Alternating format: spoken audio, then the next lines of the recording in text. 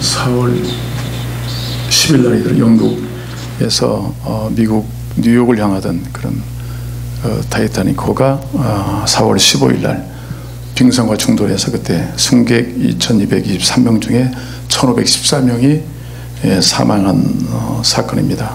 오늘 연주한 율리스라는 분은 정말 믿음의 사람이고 감리교 신자로서 바이올린을 연주하고 그 배의 그 지휘를 맡아서 그 사람을 섬겼던 분입니다. 그래서 그가 그 배 탄 목적은 어떤 복음을 좀 증거해서 영혼들이 구원받도록 그런 사명을 가지고 그 배에 탔습니다. 그 나이가 34세. 그리고 그와 함께 연주했던 6명의 연주자들도 다 함께 사망하고 다 주의 나라로 입성을 했습니다. 전 이걸 보면서 그 마지막 죽음이란 그 두려운 순간 앞에서도 그의 믿음은 하나님을 향했고 또 그 이웃을 향한 사랑을 가지고 있었던 그 율리스의 그 믿음, 또 끝까지 그가 노래 불렀던 그 하나님이 과연 어떤 분이신가, 이런 부분에 대해서 다시 한번 큰 도전을 주는 그런 메시지라고 봅니다. 인생은 바다와 같다, 이런 얘기를 많이 합니다. 바다에는 미풍도 있고 광풍도 있고요. 이처럼 타이타닉으로 처음 갈 때는 뭐 여객선이니까 상당히 큰 행복한 꿈을 가지고들 출발했다고 보는데, 결국은 절대 많은 사람들이 죽음의 벽을 넘지 못하고 광풍 가운데 결국은 죽고 말았습니다. 뭐 이러한 일들이 우리 인생 가운데는 끊임없이 지금 일어나고 있습니다. 성경에 이렇게 말합니다. 죽도록 충성하라. 그러면 너에게 생명의 멸관을 내게 주리라. 그렇게 말씀하셨는데, 죽도록 충성한 얘기는 죽기까지 충성하라. 죽는 그 순간까지도 하나님을 향해 바라보라. 오늘 바로 율리스의 신앙이 바로 그런 것 같아요. 죽는 순간까지도 하나님을 바라봤고 그에 주어진 사명을 감당했던 믿음의 좋은 영웅을 우리 여기서 본문에서 우리가 그 영웅을 통해서 보게 됩니다. 오늘 본문의 말씀은 바로 다윗의 찬송시입니다. 그 앞에도 위대한 많은 그 믿음의 사람이지만 절대의 귀가 항상 그 주변에 있었습니다. 오늘 전체적인 내용을 본다면 아마 108편 오늘 9절부터 보시면 모압은 내 목욕통이라 에돔에는 내 신발을 벗어 던질지며 블레셋 위에서 내가 외치리라 하셨도다.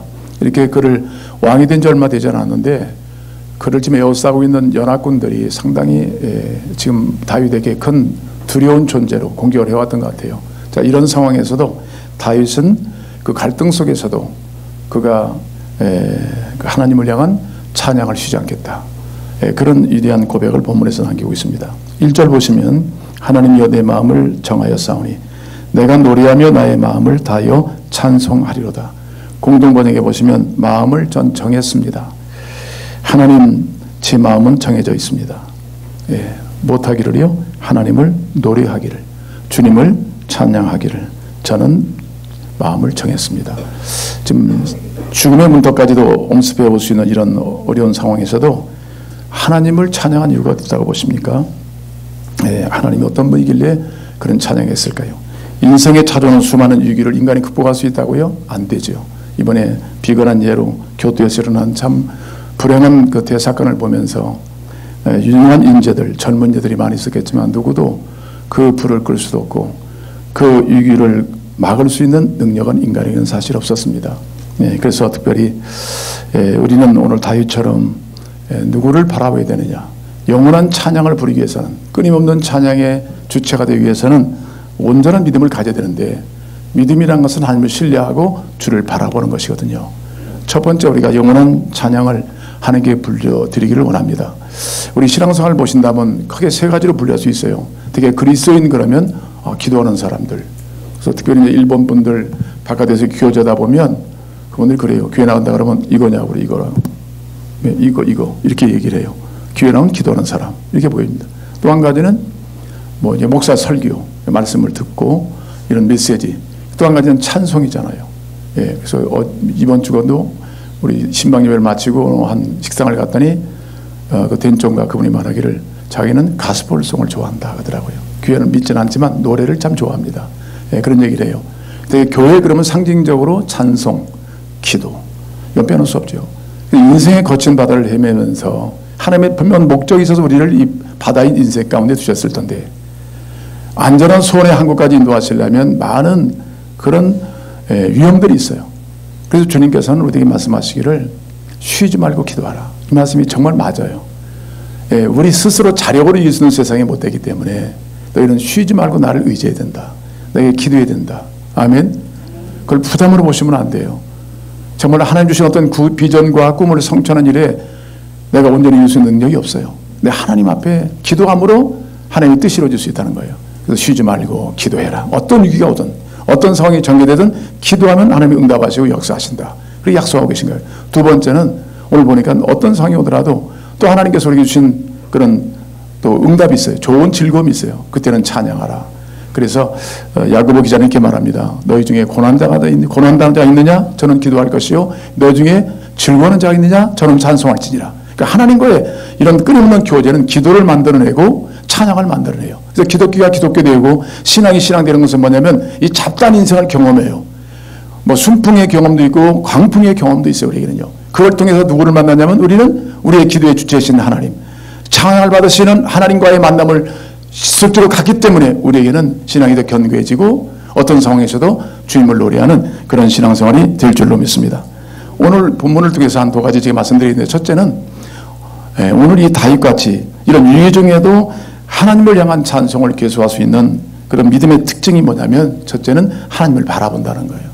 율리스도 마찬가지죠. 다윗도 마찬가지예요. 그런 엄습해오는 죽음의 위기, 큰 파도 앞에서도 여전히 그의 눈은 하나님을 바라보고 있는 거예요. 1절 보십시오. 하나님이여 내 마음을 정하였사오니 내가 노래하며 나의 마음을 다하여 찬양하리로다. 아멘. 누구를 부르고 있어요 지금? 하나님을 부르고 있잖아요. 하나님이요. 그 하나님은 어떤 분입니까? 4절 보세요. 주의 인자하심이 하늘보다 높으시며 주의 진실은 궁창에까지 이르다. 한없이 넓으신 분, 온 우주보다 크신 분, 그 하나님이 오늘 이 인생의 바다를 지배하시고 다스리시는 분이에요. 그러니까 하나님을 찬송한다. 예, 그의 인자하심은요, 오늘 말대로 하늘을 두루마리 삼고 바다를 먹물 삼아도 그 사랑을 다 기록할 수 없는 그 하나님의 충만한 사랑을 의미하고 있는 거예요. 영원부터 영원까지 우리를 향한, 당신의 백성을 향한 사랑은 쉼이 없다는 거예요. 그 사랑 온 땅에 충만하신 하나님, 그 하나님을 그는 다윗은 경험했기 때문에 절대기 상에서도 나는 주님을 찬양합니다. 그분을 사랑합니다. 고백하고 있는 거예요. 아멘. 그 다음에 또 하나님 어떻게 경험했냐면 주의 진실은 궁창까지 이릅니다. 주의 진실, 그건 신실, 약속을 지키시는 분이에요. 그러니까 이런 주님이기 때문에 우리 어떤 상황이 전개되더라도 주님은 우리를 위한 약속을 꼭 지키시는 분이에요. 아멘. 그러니까 주의 영원한 사랑, 그 영원한 약속을 신실히 지키시는 그 하나님의 성품과 본질에 대해서 그 하나님을 실망하지 않고 그런 영원히 주님을 찬양하고 있는 거예요. 네, 하나님이요 그러잖아요. 예. 그래서 특별히 우리 107편에 보시면요, 동일한 말씀이 오는데 인생의 바다 가운데 우리가 놓여져 있어요. 이럴 때 거친 지금 큰 광풍이 우리 가운데 몰려올 때 여러분 어떻게 하십니까? 107편 23절 보세요. 24절 25절 읽겠습니다. 시작. 배들을 바다에 띄우며 큰 물에서 일을 하는 자는 여호와께서 행하신 일들과 그의 기한 일들을 깊은 바다에서 보나니 여호와께서 명령하신 즉 광풍이 일어나 바다 물결을 일으키는도다. 아멘. 바다의 주인이 누구십니까? 하나님이세요. 광풍도 미풍도 하나님이 주권에 놓여 있어요.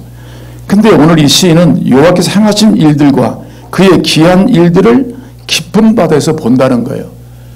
이 하나님을 볼 수 있는 것, 깊은 바다, 광풍이라는 바다지만 때로는 순풍도 있겠죠. 그러나 보여야 할 분이 누구예요? 망망한 바다만 보는 것이 아니라 그 바다를 지으시고 운영하신 누구를 바라보는 거예요? 하나님을 바라보는 거예요. 광풍이 불 때도 뜻이 있겠지. 하나님의 뜻이 있겠지. 우리는 고난이 올 때는 분명히 여기는 하나님의 뜻이 있는 거예요. 아멘. 그래서 그 고난을 통해서 하나님께 대한 아무런 행동도 하지 않는 것은 믿음이 아니죠. 그건 잠자는 믿음이에요. 깨어난 믿음이 아니에요. 근데 고난이 올 때 하나님에서 어떤 기도, 즉 고통 때문에 이렇게 기도하고 있잖아요. 보세요. 28절 읽겠습니다. 시작. 이에 그들의 고통 때문에 여호와께 부르짖으매 그가 그들의 고통에서 그들을 인도하여 내시고. 고통 가운데는 뭐예요? 기도하는 거죠. 그래서 지난번 말씀드렸어요. 우리가 고통 중에 주께 부르짖었더니 주께서 말씀을 보내어 치유하셨다. 그러니까 모든 인류의 주권은 어디에 있다? 하나님께 있다. 크고 작은 일러오는 수많은 문제의 배후에 두고 계시다? 하나님이 계시다. 여기까지 우리가 생각하셔야 돼요.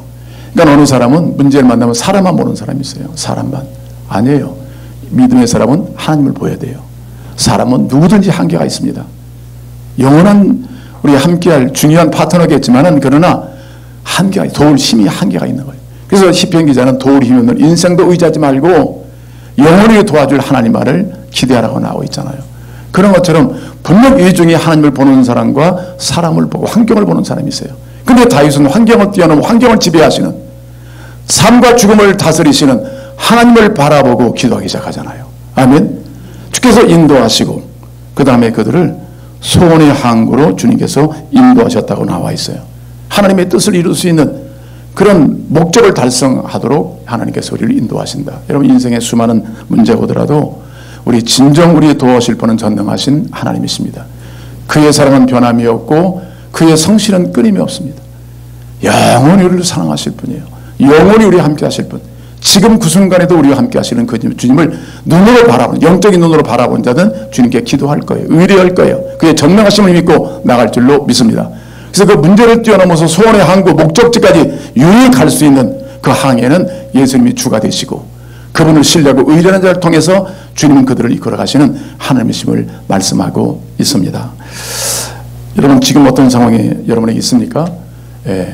성경 말씀대로 좀 좋은 환경이라면 저도 주님의 은혜지요. 하나님을 찬송하시고 지금 어려운 문제 어떤 두려워하지 마시고 그 어려운 문제를 다 주 안에 계시고 해결할 수 있는 전능하신 주님께 기도로 아뢰할 수 있는 여러분 되시기를 바랍니다. 여러분, 다윗이라고 갈등이 없겠어요? 다윗이라고 왜 갈등이 없겠어요? 인간인데 그래도 하나님은 아니잖아요. 근데 그 갈등들을 항상 우리는 갈등이란 단어가 그 결단이란 말에서 파생하는 거예요. 어떤 갈등이 올 때는 결단의 시기가 왔구나. 근데 결단을 잘못하면 그 헬라의 원어에 보시면 심판이 나와. 심판. 잘못된 선택은 우리 여기 심판에 가요. 그러나 하나님 기준으로 바른 선택은 지금 순종의 대가를 지불하지만 그러나 영원한 하나님의 축복이 기다리고 있는 줄 믿습니다. 그래서 갈등 올 때는 결단의 시기다. 여러분, 혹시나 오늘 광고했잖아요. 여름 수양회가 있다 그러니까 벌써 갈등 오는 사람이 있을 거예요. 갈등이 와. 여러분, 마음을 정하시면 돼요. 아멘. 이 말씀은, 자, 그러니까 우리는 항상 어떤 문제가 올더라도 사람이나 환경을 누굴 보여야 된다? 하나님. 이 말은 누상 여러분 듣는 말씀이잖아요. 근데 과연 나는 그 주님을 바라보고 있는가? 엎드려 기도하고 있는가? 염려할 것 없어요. 아무것도 염려하지 말고 오직 모든 일에 기도와 간구로 너의 구원을 감사함을 하나님께 알아라. 그럼 모든 지각이 떠나서는 평강이 너의 마음과 생각을 지키시리라. 그러니까 그 마음을 정해서 하는 게 기도 나갈 수 있거든요. 특별히 기도에는요, 바로 응답이 있습니다, 여러분. 응답이 있어요. 반드시. 왜? 기도는 그냥 막이란 종교 행위가 아니에요. 주님과 인격적인 교제예요. 아멘.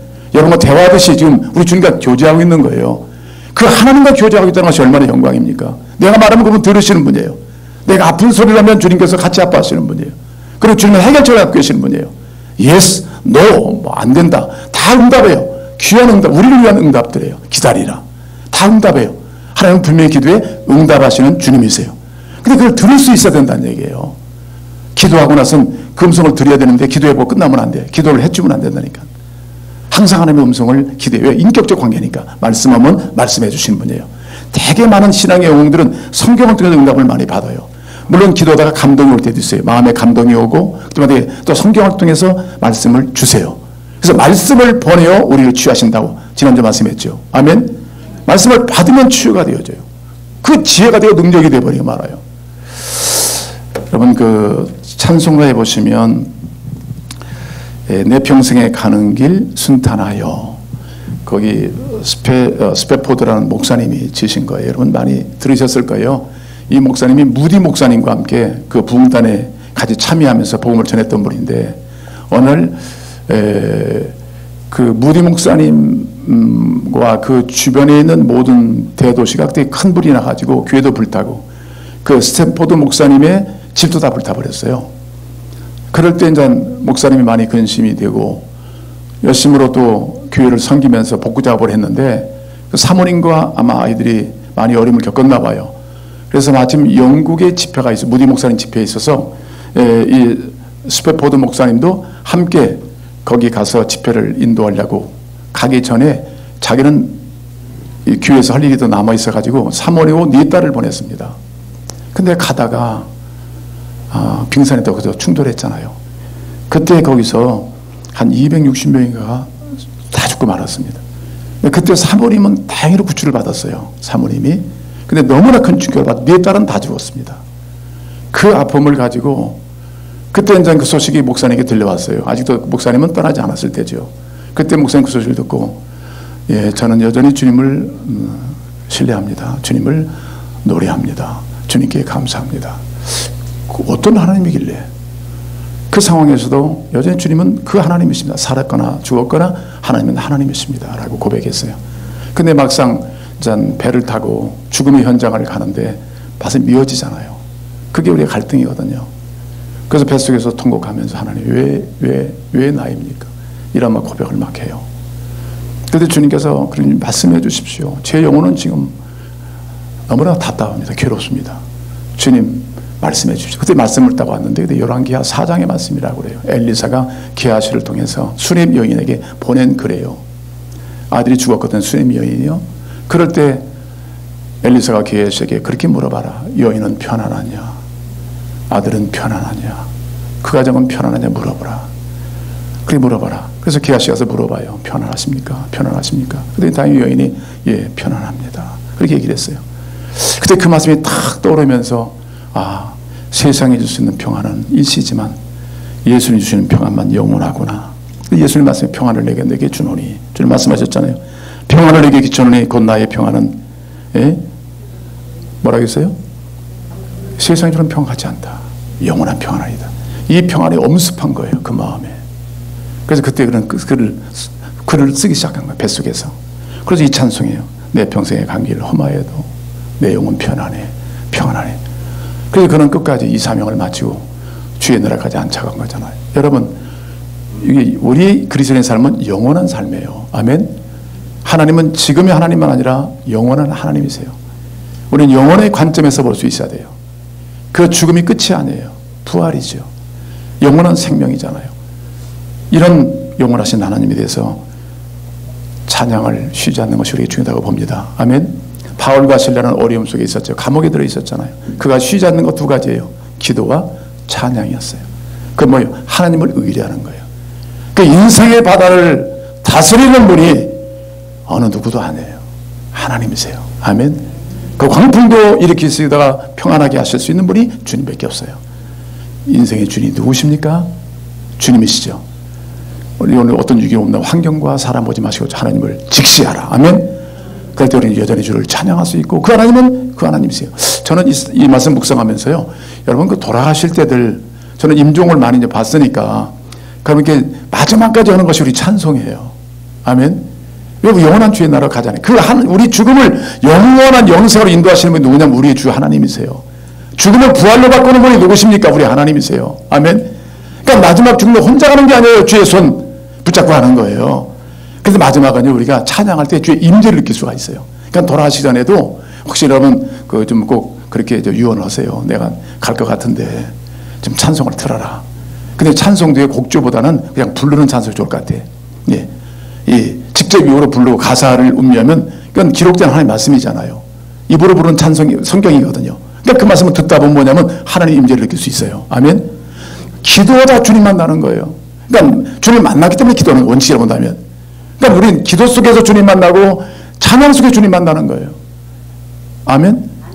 그 주님 만나는 게 길 과제 아니에요? 그래서 2절에 보시면 이렇게 말씀하고 있어요. 2절에 108편 2절. 비파야 수금아 깰지어다 내가 새벽을 깨우리로다.